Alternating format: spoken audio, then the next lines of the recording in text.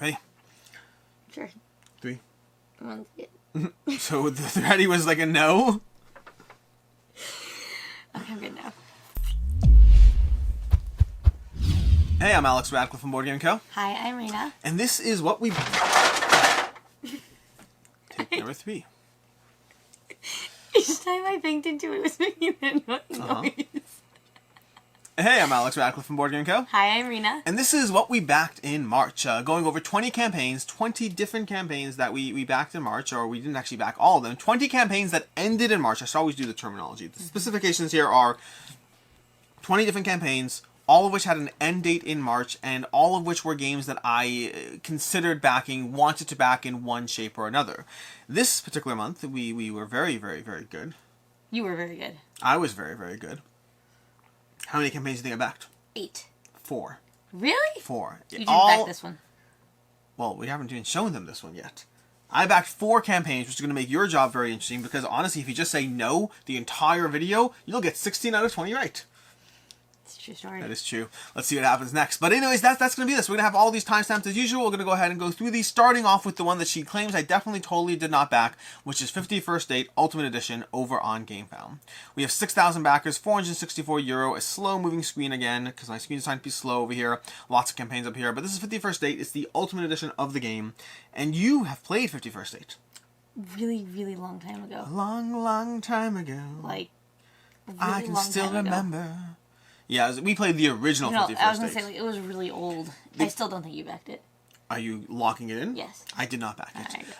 I have such fond memories of 51st Date to this date. I remember playing 51st Date with you, loving the game. We picked up the New Era. It was 51st Date, the New Era, and the Winter one? Or was the New Era? I did not play anything aside from what we played years ago. It was such a great game. Really liked it. And then they came out with Imperial Settlers, which I never loved. And then they came out with 51st Date Master Set, which I got back and didn't have the same memories and recollection that I had from the original.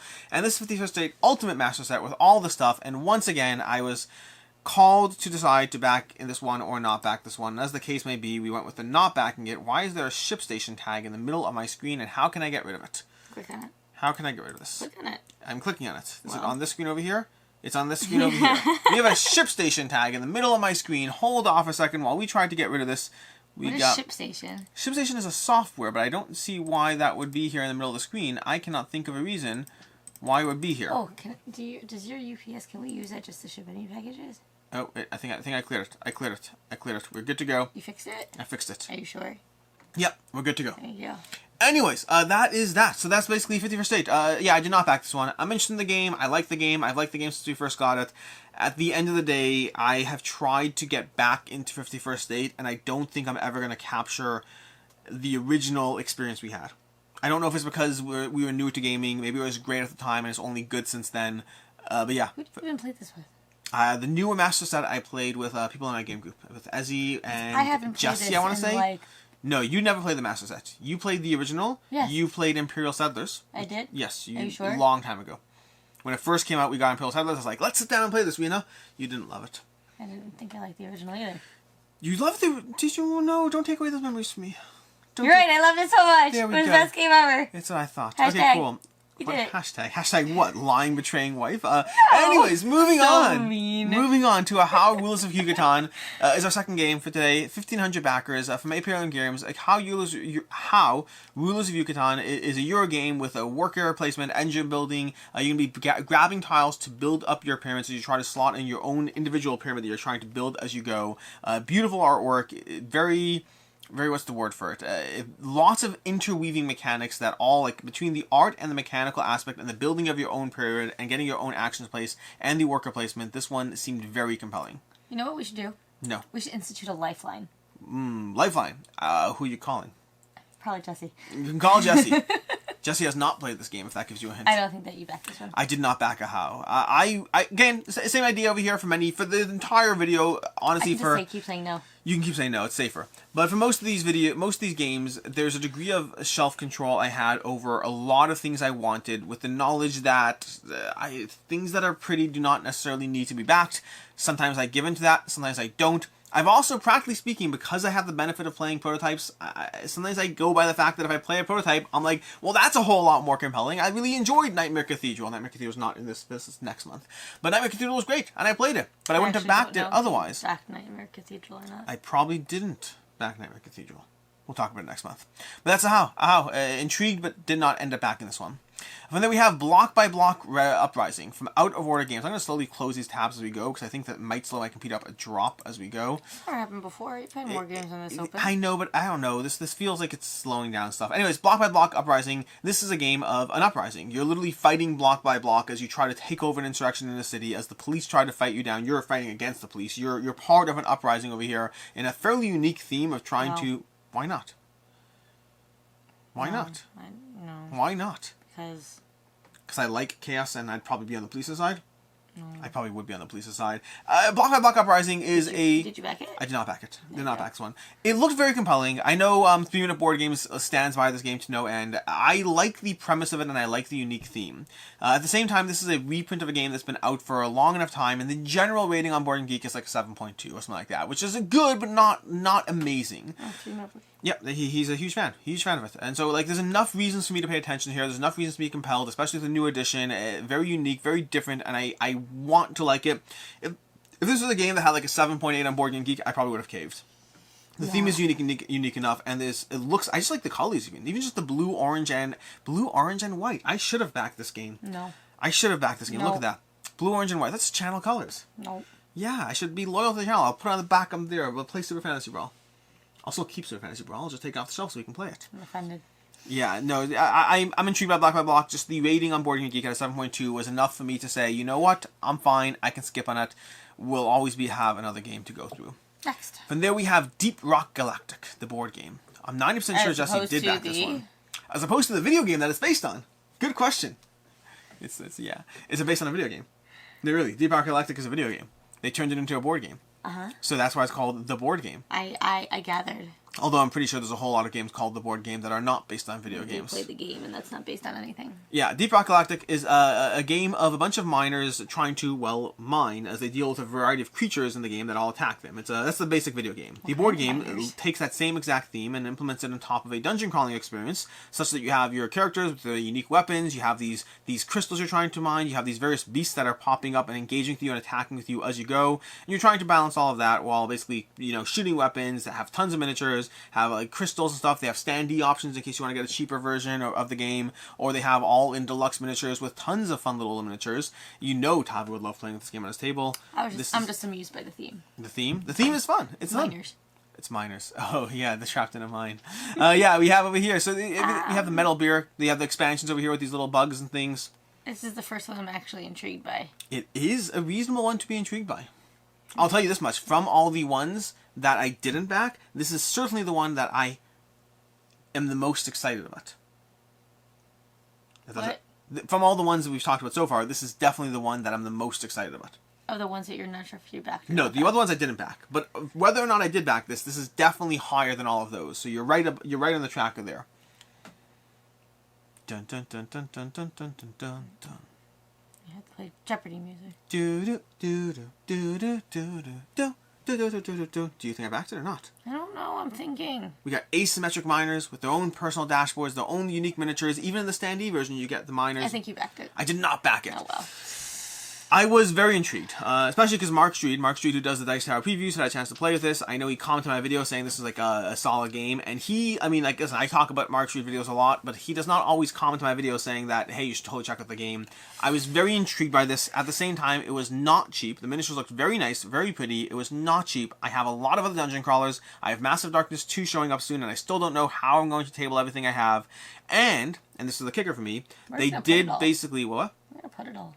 I don't know, sweetie. We'll figure that. That's tomorrow's problem. Is that your sell pile down there? That entire shelf is my sell pile. What about Twilight Struggle? The entire shelf is... Oh, it's Twilight Struggle? That's going. That's going? Yeah. Oh. It's been gone for a long time. I only got it back. I borrowed it so I can go ahead and do a Watergate versus Twilight Struggle review. Wait, this whole wall is being sold? Yes, the you entire should get wall. on that. I have time now. I finally quit my job. This is fair. Yeah. But anyways, we have a whole bunch of stuff. And the kicker for me is the fact that they basically made it clear there's going to be another campaign. There's going to be another Kickstarter, at which point, if anything I missed out then, I could always get on the second Kickstarter. Maybe I pay a little bit more for it. But in the meantime, I have the chance to see it arrive and see if people care about it enough or not. And that's Deep Rock Galactic. Definitely very compelled by this one. Heard good things about it. Very interested. Also, I'm gonna pass it for right now. It did well, too. It raised, £2.5 million, which is not bad. 20,000 backers. From there, we have... A blank screen. A blank screen for Dinosauria, the microgame plus expansion, plus poker playing cards. This is a game of trying to build and hatch dinosaurs. It's a small little card game. Think of button-shy style games. It. I totally got it. Yes. Why? Because it's a button-shy game. It's not button-shy. No, it's not button-shy. It is button-shy adjacent. It's another game. I love these little card games. They take up no room. It's about dinosaurs, which 2 of our children are incredibly obsessed with. It kind of makes me want to see if there's a late pledge. There's a late pledge. Good. I'm going to get it. I didn't back it. You didn't back it? What is wrong with you? Shelf control. It takes up no space. But who says it's good? Button-shy games, for context. I get back Dinosaurs. Dinosaur. I get button-shy games. I get them a lot for the exact reason why she's doing this thing over here. Because they're cheap and they are compelling, and sometimes I love their games. Tiny. But half the time I get rid of button-shy games. You can go into Hobby's Locker. But it's like $20 for a game that I'll probably never care about. 320 people will back this game. How good can it be? Dinosaurs. I'll get it. I'm going to slide to the end. Yeah, I was very tempted by this one because the art looked very solid. The core puzzle of the game looked intriguing. Hobby can play it with his friends. I'm not going to let him play with his friends. Not if it's any good. This is my game. You need coins for this. That's one of the things that bother me. You need to bring your own tokens to the game. I don't like it when games do that. You don't have any of those? I have that. I don't like it when games do that. Fine, I'm backing this one. I'm backing Dinosauria. We're moving it to the end. Dinosauria was intriguing. I was trying to have self-control. So much for that. So far you're really wrong twice. So it's not bad for a game that you could have been right 16 times guaranteed. Next up we have Earth. Earth from Inside Up Games, a natural, beautiful engine-building game of hand management. This is a game of playing cards. Do I have to delete cards? Do you have to delete cards? Do I have to get rid of cards from my hand? What do you mean? Do you have to get rid of cards from your hand? Hand management. I mean, you have. Oh yes, you do have to get rid of cards from your hand. Plenty. I don't want it. I didn't say do you want it. Did I get it? You love that mechanic. I do love the mechanic. This is a game all about hand management, all about taking certain actions and trying to build out trying to take actions that will grow your various tokens. Very often cashing in and discarding cards. How 4 many do points.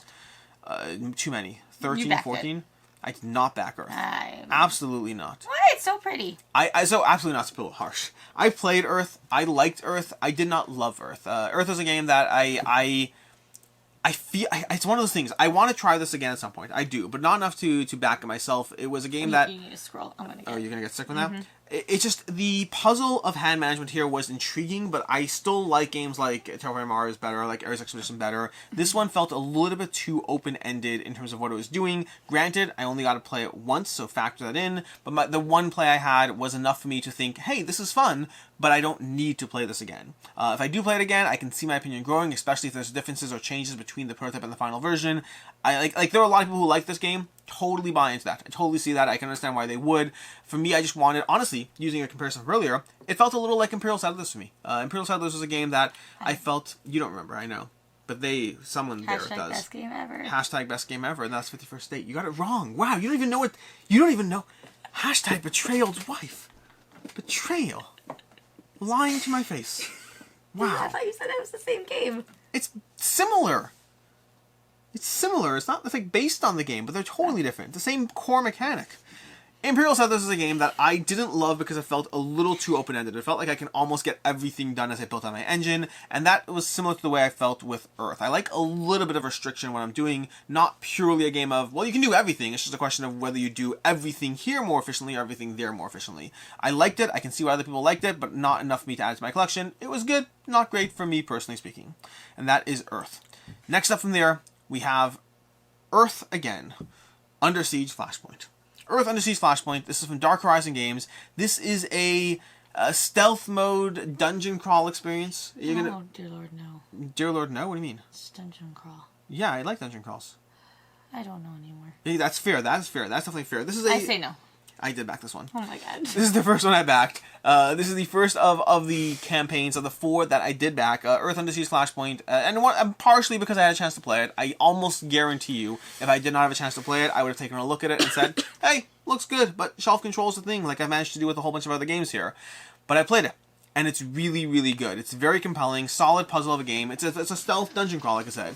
But one of the things that I think both myself and King of Average both like hit on the same point, we both like in our reviews said like this is stealth done right. This one felt the best from the various stealth games that, like, for sure the ones that I've played. I think he said the same thing from the stealth games he played, like Rackbusters, V Commandos, Earth Under Siege. That this one really captured the stealth mechanic, the feeling of trying to stay silent the entire time, utilizing all your abilities as much as possible to take everyone down before the alarm will eventually go off, and then trying to run out, guns blazing, or do all that. Really solid. Potentially a bit fiddly with how much stuff is going on in the game. It's a long rule book too, so it's one of those things where you're going to get things wrong almost no matter what when you play it. Very intrigued, very excited for the final version of Earth Under Siege Flashpoint. That's number 1. Number 2, we have Hamlet, the village building game. Well, 2 just being from Warpgate. Did we play this? Yes, we did play this. You played the first version of this. I played both the first and the new version because. This is the one with the dragon. Okay, now I don't even know what you're talking about. What dragon? This is Hamlet, the village building game, which is a game that you and I played the first iteration before they came back and they made changes to the game. Then they sent me a revised prototype for the game, and then I covered it for them on the. After playing it again, I covered it. What's it called? Are you sure? That whether we played it? Yeah. Yes, you and I played it. When? Well, we have these tiles over here, which I'm trying to slide down on. You are basically have these production runs where you're going to be producing rock and stuff. You're producing trees and rocks and flour, but then you have an intermediate point where you're trying to take it to the next level and trying to utilize the core resources that anyone can transport along the roads. I did not back it. I sort of backed this one.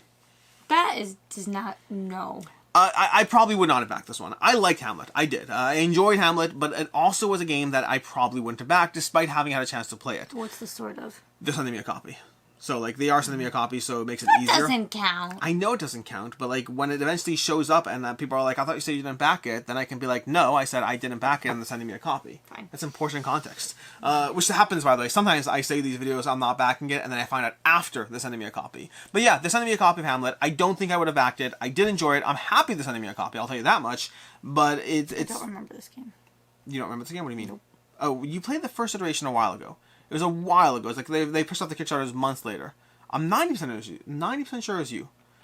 Like, there are roads and... Wow, super specific. Okay, that is a level of snark that I don't need for my hashtag betrayal wife. Okay? Unnecessary. Oh, there's a church. You're trying to make deliveries to the center church. Do you remember that at all?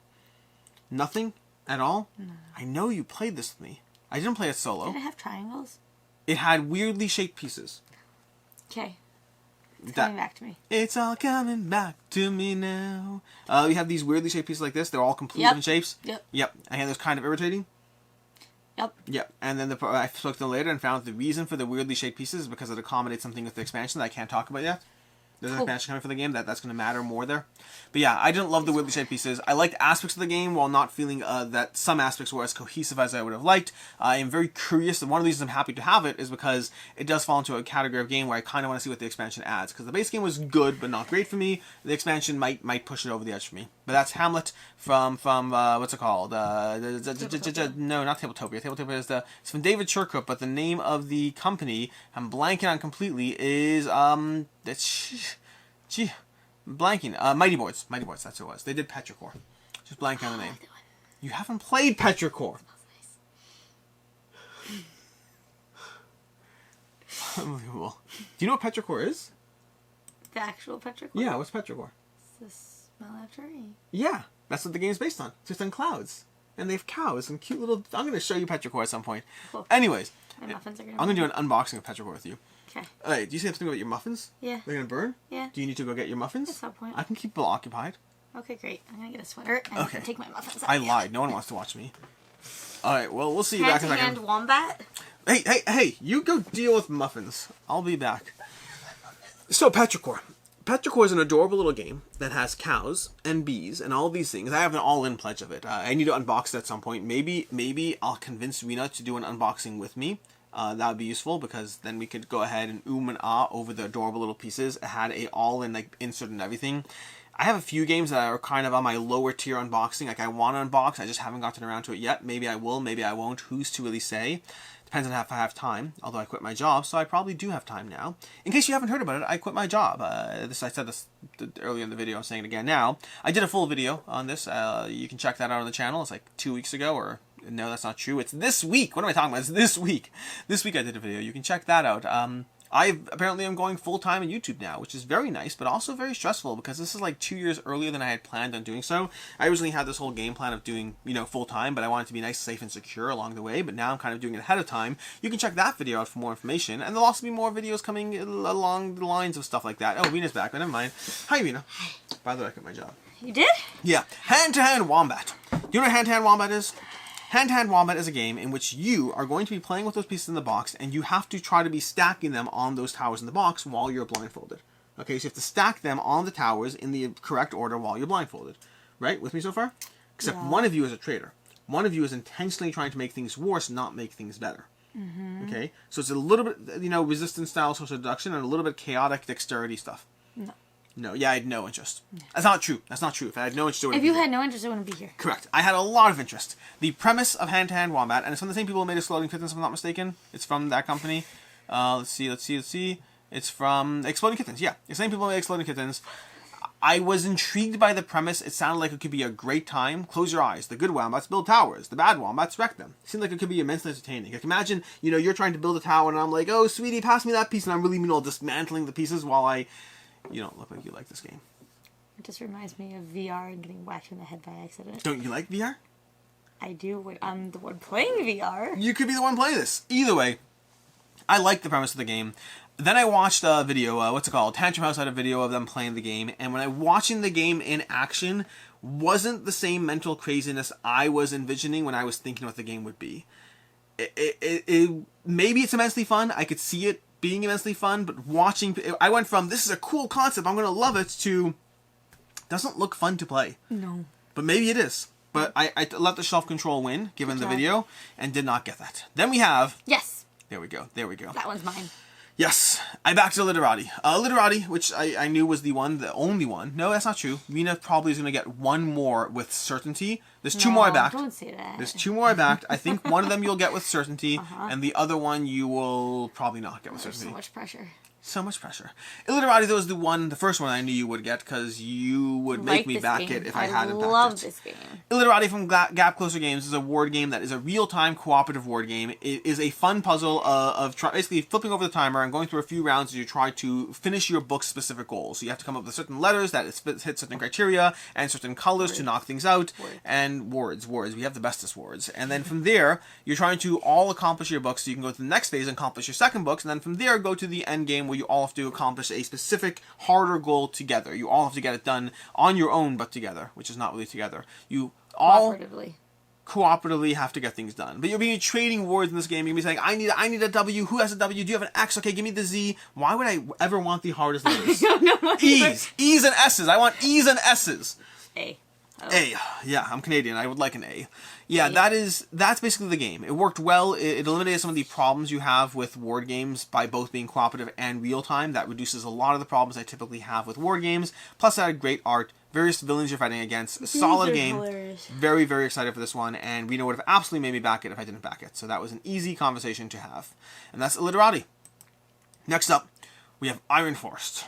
Iron Forest, which is a flicking game from the creators of Ice Cool. Oh! What? Flicking game. It is a flicking game. I like flicking games. I like flicking games too.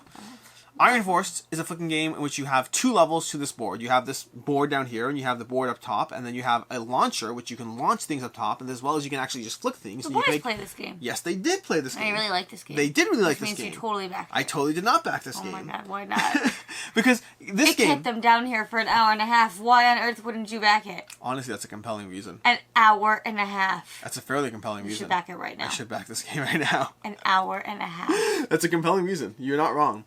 Iron Forest is a flicking game that is based on Ice Cool. I like, it's a weird kind of conversation, because I like Iron Forest more than I like Ice Cool, because Iron Forest was a more strategic game with more layers, literally layers, and it had more of a strategic aspect to the game that I didn't really get from Ice Cool. The problem is while it was a better game system for me, it was also just less accessible than Ice Cool. It involved more setup, more stuff to manage, more things to put out. Ice Cool kind of just like grab the box, put it all out, and then just start flicking. Iron Force was more work to get to a better game, but in a genre that involves flicking, where the only thing I really care about at the end of the day is... I don't know. What's the only flicking game I care about? I'm blanking on word. Crocodile. Thank you. The only flicking game that I really care about is Crokinole. Every other flicking game I've ever played has not lived up to Crokinole. So while Iron Force is better than Ice Cool for me, it's also better with that barrier to entry. So it fell into this weird space of, will I play it? And the realistic answer is, I enjoyed my time with it. Don't think I'm playing this one and pulling it out compared to Crokinole when I want something that's just a pure flicking game, or other games. If I want an area control game, I'm not really focusing heavily on the flicking. This so is good a lot experience. Smaller than Crokinole though. It's not. The box is smaller. Barely. The box is small, actually. The box is small. But set up on the table, it's Crokinole not. is like this big. And it's worth every part of the house it takes up. Okay. I'm just saying. How? I didn't kick you. Just to be clear, I did not kick her on the table. It's not like I'm like kicking girl. Like, stop talking about Crokinole. My foot. But yeah, that's Iron Force. It was fun, just not one I felt the need to own. Moving on from Iron Force to... Which you will be backing. Why did you close it? Why? Oh, I was dragged to the end. My bad. Lobotomy 2 Manhunt by Titan Forge. 340,000 euro raised, 2,000 backers. Lobotomy 2 is another dungeon crawl, another cooperative dungeon crawl. This is a very common thing in this particular video. Cooperative dungeon crawl with miniatures and little puns as far as the various characters. There's one kid who thinks he's a wizard and has a scar on his head and is wandering around the asylum thinking he's a wizard. It's Harry Potter, but like it's depressing Harry Potter, in case you're interested in that. Depressing. Do you want depressed Harry Potter? Because we can get depressed Harry Potter. I'm probably good. Lobotomy 2 is a dungeon crawl that thematically what's happening is all the evil stuff is happening in your head. Thematically, you have a nurse who's trying to take you down the hall, and you think they're like an evil monster trying to kill you. That's the thematic twist, so to speak. But practically speaking, it's just a dungeon crawl. No. No, why not?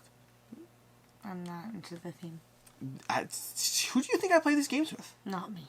Well, clearly. And I'm not playing this game with anyone else. Either I didn't back Lobotomy 2 Manhunt. There you go. The miniatures look great. So offended. The miniatures look great. The Justin Shearer said good things about it. It's well rated in general. If you look, but this is a reprint. This is Lobotomy 2. The original Lobotomy is well rated if you get past the rules aspect of it. But I just, again, if I had played it, I'd probably sit there and be like, "This is so cool! I love this game." But I didn't play it, and that enabled me to hold strong. It enabled me to sit there and say, "It looks cool." But I haven't played a bunch of other games I have in this genre. I need to play Madara. I need to play Massive Darkness. I need to play half my I've played my Zombicide stuff. I need to play Zombicide more. I need to play Forbidden Stars. Forbidden Stars is not really a dungeon crawl. I need to play more Arena of the Contest. It's just a crowded genre for me, which makes it a little easier for me to do. See, let's go here. Look at this guy. Harold Thunderscar. Criminally insane character. It's just depressing, right? I can't see that part. Yeah. Anyways, that is going to be Lobotomy 2, which did not back. Next up from there, we have Retrograde, the real-time roll and write game. Ooh, this one you backed. Wow, that was a quick waste of time. No, I did not back it.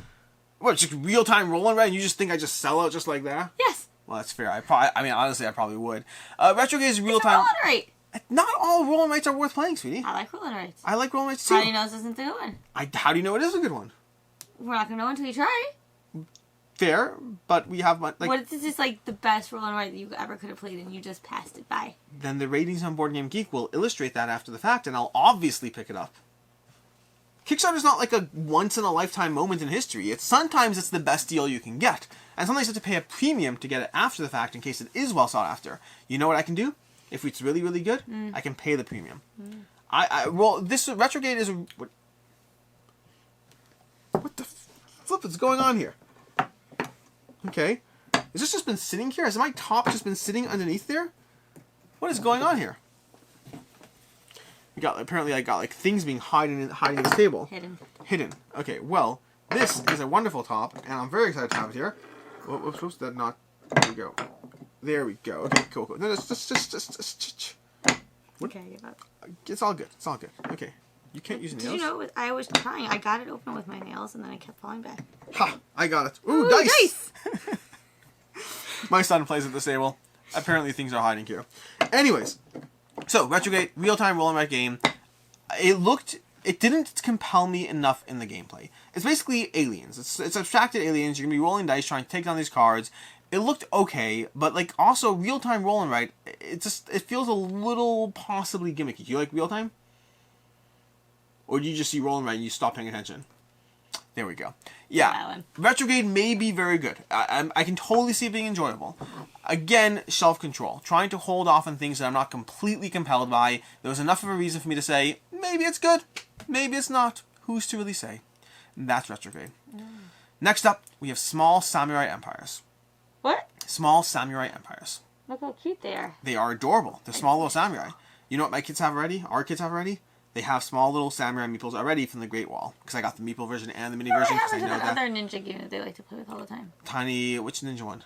Yeah, tiny little ninjas. There's a bunch of ninja games we've had over the years. They're different colors. That's not helpful. Anyways, the Small Samurai Empires, this is from the same people as from Arcona Games, who we played Magna Roma from them. Do you remember Magna Roma? I do. I like that one. Yeah, so that's why I was paying attention to this one. But this is honestly, I'm not even going to pretend I didn't back this one.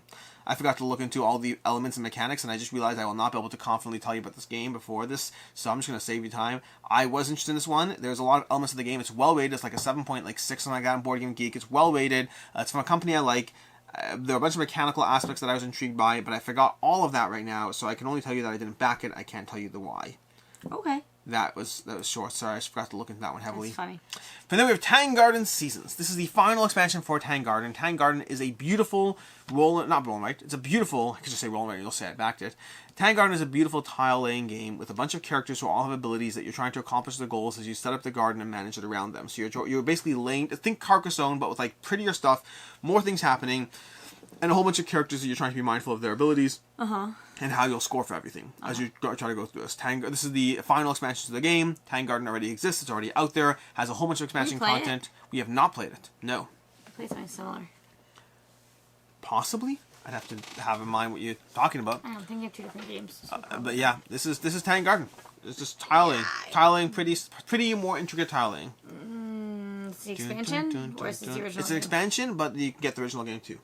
You didn't back it. I did not back it. You don't even have the original game here. I am constantly interested in Tang Garden, and I'm also constantly not pulling biting the bullet on it. It seems interesting every time I look into it. It just doesn't compel me any time I've looked into it enough. I've heard mixed things about it as far as how easy it is to actually play, how much some of the stuff you get gets in the way. I've heard it's absolutely beautiful, but that doesn't necessarily make it a game that I need to play or table. I'm very interested in it, and I can see myself absolutely picking this up one day. This was one of those opportunities to see if today was going to be the day. And I was like, nope, don't need to. I will get something else some other time. The Lost Code, the Reboot Edition. The Lost Code is a game of working to try to figure out Oh my god, Zuma Zuma! It's not Zuma Zuma. I see why you'd say that. It is Zuma Zuma. It looks like Zuma Zuma. It's not Zuma Zuma. There's nothing to do with Zuma Zuma. Does it not look like Zuma Zuma? It does look like Zuma Zuma. But it has nothing to do with that. That just happens to be a snaking path that looks like it could be like... It has all of the thingies. I hear you. It has nothing to do with Zuma Zuma. I'm so sad right now. I would also play a Zuma Zuma themed board game. I totally would. But this is not Zuma Zuma. Closest thing we have to that in a board game is Potion Explosion. And that's nice, but we need a longer snake. The Lost Code is a little sad and now it's a little depressing. The Lost Code, you're going to have your own sequence of numbers you're trying to figure out. You're making educated guesses about the range of your numbers and then trying to guess where they are as you slowly move along the track. And as you figure certain things out, you'll be locking any numbers as you write down guesses on your board, slowly replacing numbers as you get things wrong. It's a deduction game. What? You didn't back it. I didn't back it. I like the idea of Lost Code. I do. I'm very interested in this style of game. I like deduction games. I like puzzle games. I like Search for Planet X. I like Awkward Guess. I like any of these games that give you that little deductive puzzle. At the same time, I wasn't sure on Lost Code. It could have gone either way. Again, it's one of those games. It could absolutely go either way. Definitely interested in it. Uncertain enough as to whether it's a game I need to dive into. Granted, if I had thought Zuma Zuma, I may have backed it, but I didn't think Zuma Zuma, and so I did not back it. I don't know, I didn't think of Zuma Zuma. It looks just like Zuma Zuma. Which brings us to Tindaya Deluxe Edition by Is this Red the last Mojo game? Games. No, who said that? I said which brings us to. Oh. Does that mean it's the last game? No. Which brings us to Tindaya Deluxe Edition by Red Mojo Games. Tindaya, compared to Spirit Island in a lot of ways, in terms of the general sense of you being on the island side, although it's almost like a sequel to Spirit Island, you have these various gods who are trying to manage. You have this island boards. You have a whole bunch of other things you're trying to manage. I can't remember all the details. You did not back it clearly. Tindaya was a game that I never had a firm grasp on the game. The way I put it is the short, condensed, not even full overview of the game from Hungry Gamer had here's a few stuff that's going on in the game, and there's a lot going on here. I heard good things about it. I am interested in it. At the same time, I never had a firm enough grasp on exactly how to play the game to be interested enough to pull the trigger.